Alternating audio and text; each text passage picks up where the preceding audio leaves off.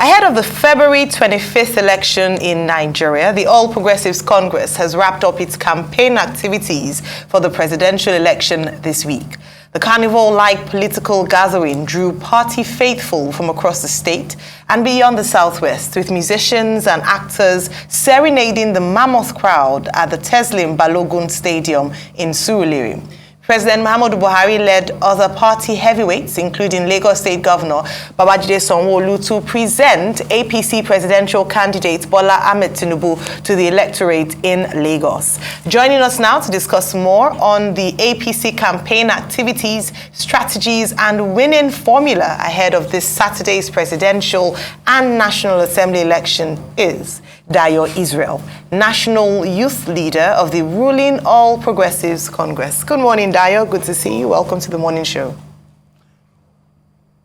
Good morning, Ayo. Good to see you. How you doing? Very well, thank you. Well, thank you for joining us. First, before we begin to discuss other matters, this is an opportunity to get you to talk about the Jagaban Army, which you as the National Youth Leader of the APC leads. And there have been criticisms whether this is a militia group or not, and you say it is not. But you have also been quoted that there is an Air Force wing, there is an amphibious wing, there is the naval wing of the Jagaban Army. Which of these wings of the Jagaban Army will you be leading as we go to the polls? Good morning, Dr. Abacha, and thank you for having me on the show this morning. Good morning to Rufai as well. Thank you for the great work that you guys do. How's it going? Yes, the Jagaban Army is, when we started the campaign, understanding that this election is a youthful election, and it's important that we engage and mobilize young Nigerians, in particular the over 200,000 young youth leaders in our party, and by extension over 10 million young Nigerians who are members of the APC. We set up our APC National Youth Campaign Council. And of course, we adopted the title, the Jagaban Army, because we're an army of young people. In other words, a battalion of young people. And of course, the battalion is also synonymous with the nickname for Asiwaju Bola Ahmed Tinubu, which is BAT. Of course, one of the main reasons why we adopted the word army was also because in election, canvassers are called foot soldiers. So if you're a foot soldier, automatically, a soldier is a member of an army.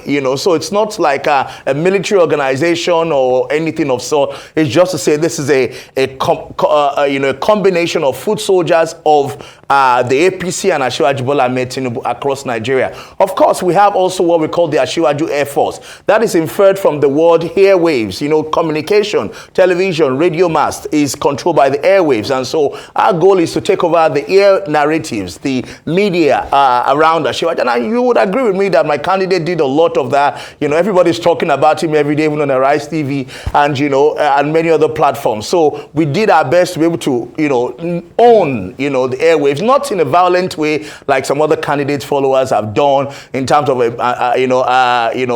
bullying people and all of that. But we're able to share a narrative on renewed hope. So that's what the Air Force was about. And of course, we have the BAT Envoy, which is our diplomatic connotation, which is there are people who are like spokespersons for Asiwaju Bola Ahmed Tinubu. These were all developed under the APC National Youth Wing Campaign Council, of course, under my leadership. And the Youth Wing Campaign Council is a creation of the National Youth Wing of the APC, which has over, in its own structure alone, 200,000 young people. And I'll break it down for you.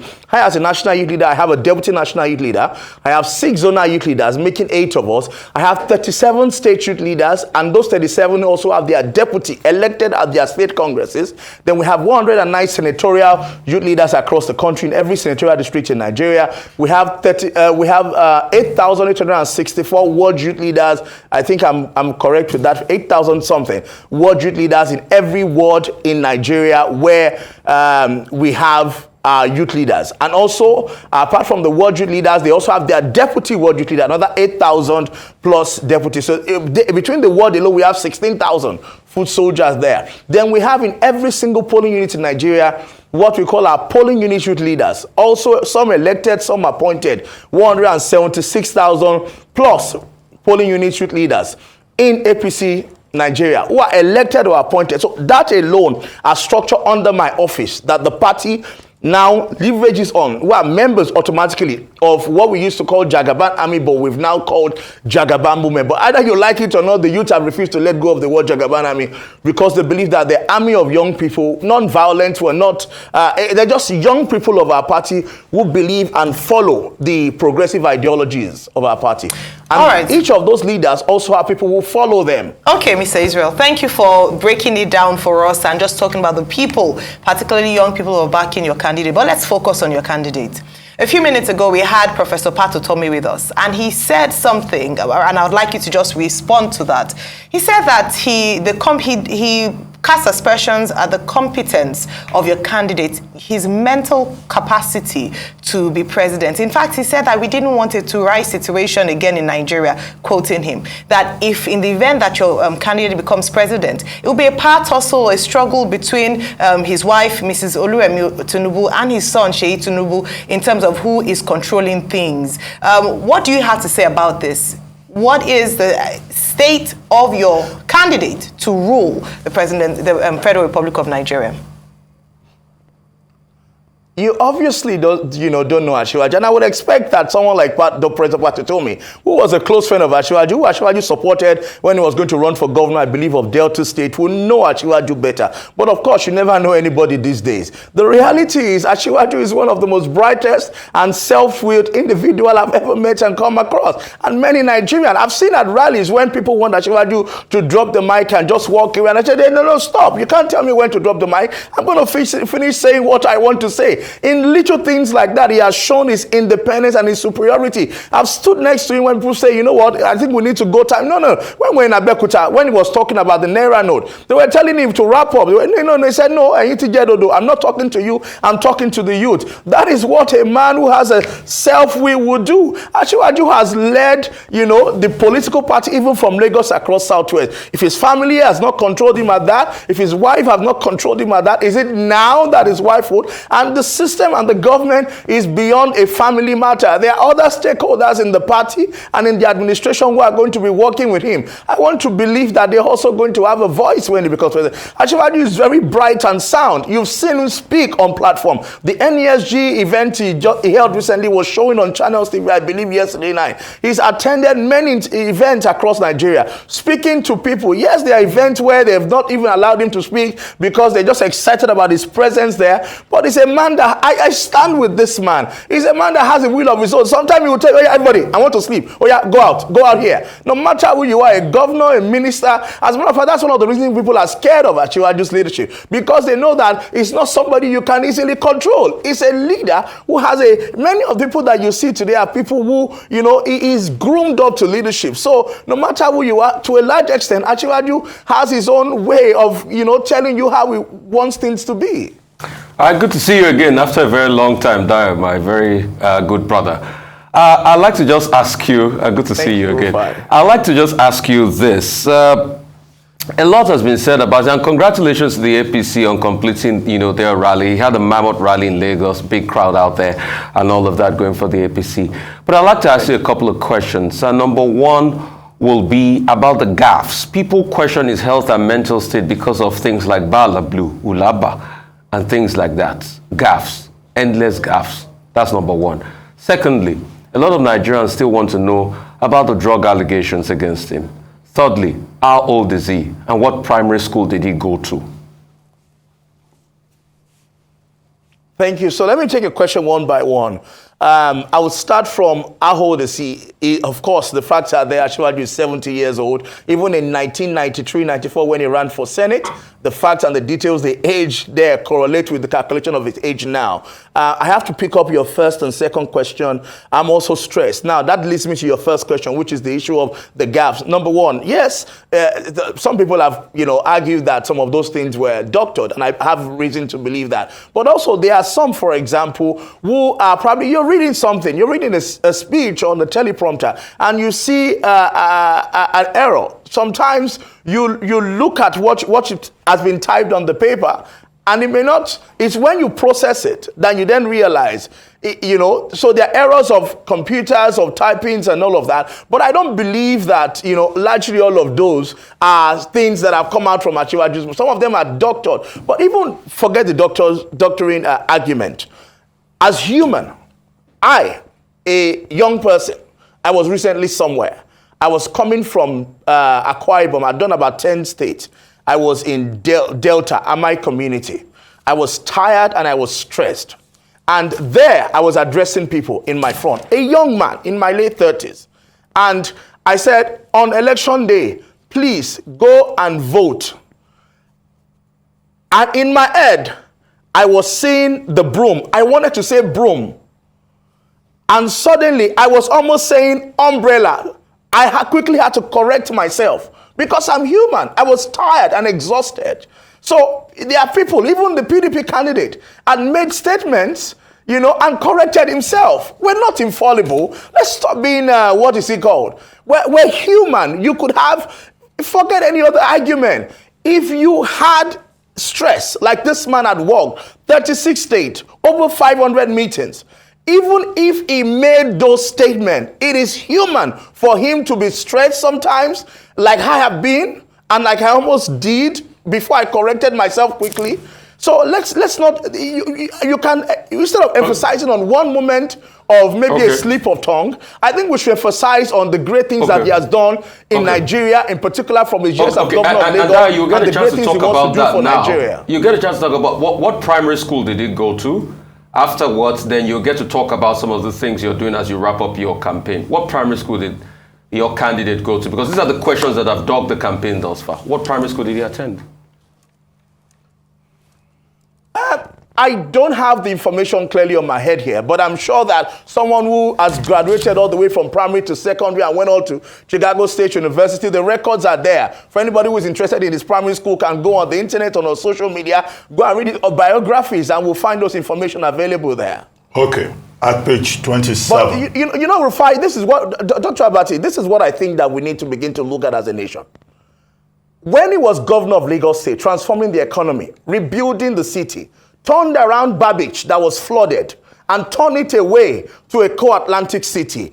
It transformed the whole Ahmadu Bello Way axis, transformed Maroko into Oniro, and built the Lekki axis all the way down. Rebuilt the road that led into Egon, Lasso and all of that, and did all of those. We should be focusing on substance and the impact that this person wants to make. About primary school or no primary school, he has the capacity and the mental element.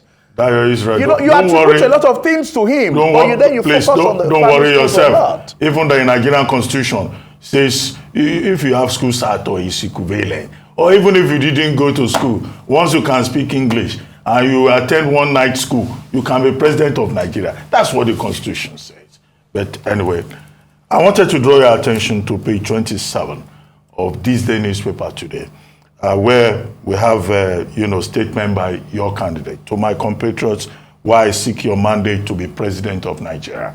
So all of these things you are telling us, he talks about what he did as governor of Lagos State and all of that. And other candidates, the three other leading candidates, also have their statements in that newspaper today. But I wanted to draw your attention to what happened yesterday in Abuja, the second signing of a national peace accord, where it was agreed by all the 18 political parties that whoever wins, whatever the outcome will be respected.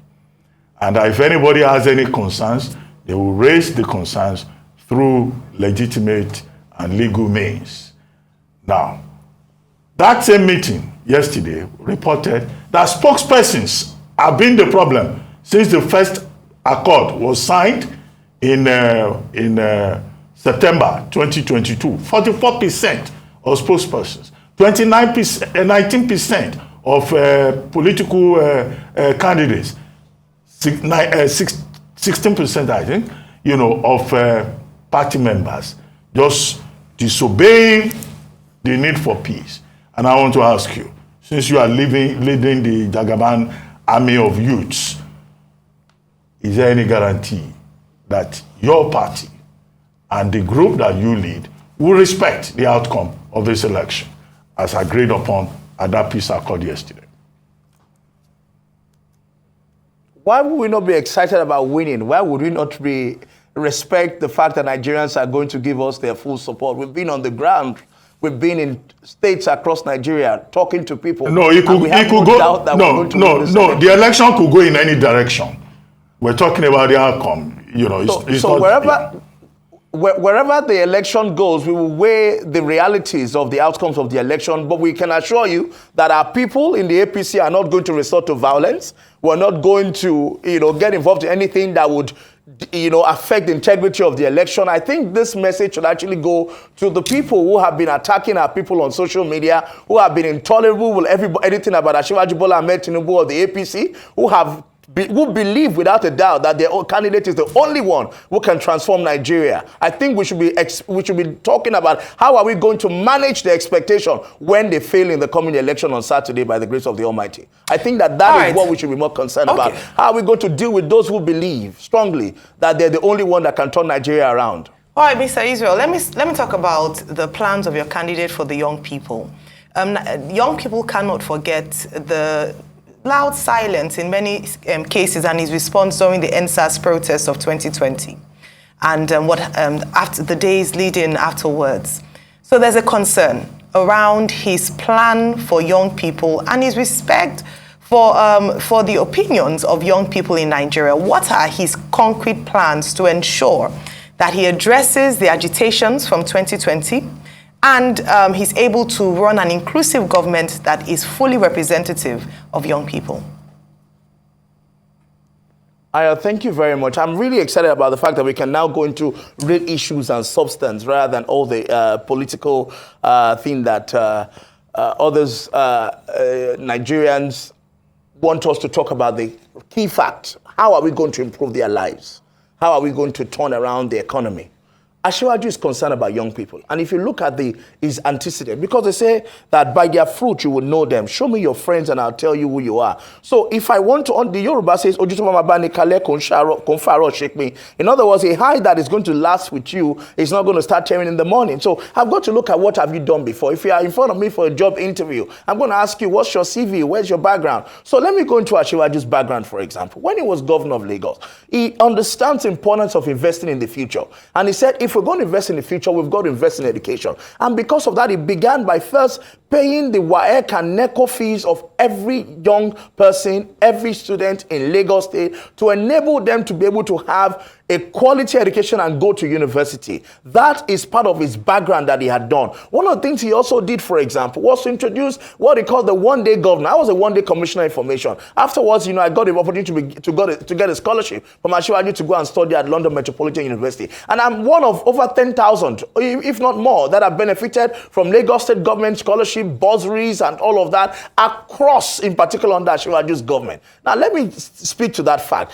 As a result of his passion for education, he now created the one-day governor program so that, young people who distinguish themselves in the classroom, in their studies, can get a shot at leadership to show you that if you study hard and you don't do Yahoo, you get a chance to become maybe a governor one day, a minister one day, a president one day. That's investing in the future. Now, where does that lead us today? You will see the same structure mentored by Asiwaju has already grown in Lagos, for example, where there's a program we call a Co-Excel, which has been studied by other states, including Kwara, which inspired the Kwara Learn program, to then get young people ready for the future. So we're even beginning from basic education. Buhari administration has invested a lot in the TED Fund, for example, over 1.7 trillion capital intervention in TED Fund, but also in UBEC, Universal Basic Education. A lot of investment was done. Asiwaju is saying, when I get into government, I'm going to invest so much money in UBEC to begin to invest in basic education. Digitalization of our classroom like we have done in Lagos State. Digitalization of teaching and learning like we have done in Lagos State. Every public primary school in Lagos State today have a tab in their hand through which they take take the attendance of their pupil, to which they teach their pupil, and through which they take all the data of the student in the classroom. So if you move from Badagry to Badore in Lagos today, all they need to do is to move your data from that school to the next school. Every lessons that you have attended, everything you have participated is transferred. Because it is digitalized and centralized. We're going to scale this up nationally, but there's going to be a strong focus on basic education. Get it right for children at the startup age. You will be able to build guys who are going to succeed in their WAEC and in turn succeed in university and have a good shot at prosperity. We're going to do our best to limit out of school children. Dr. Abati, just one more. And also invest in startups and entrepreneurs. Many young people have graduated and are looking for jobs. Yes, there's going to be public sector jobs, but Asiwaju is committed to also creating private sector jobs by creating startup grants and funding to help entrepreneurs be able to become employers of labor. He has done this in Lagos. In Lagos, we have what we call the LSCTF, Lagos State Enterprise Trust Fund, that gives startups, entrepreneurs in Lagos, money to grow and scale up their business. These are part of the things we want to scale up at the national level. And this is what we should be talking about, and not just about how old is somebody and what school did he go. I'm talking about the impact that has transformed the life of millions Dayo of Israel. Nigerians. Okay, Dayo Israel, we need to manage time. Although some of your friends who have been watching you have been saying they like your passion, but in your own local government, Kushofe local government, now the young people there are going to vote for Peter Obi, but we'll see on Saturday. Thank you very much for joining us.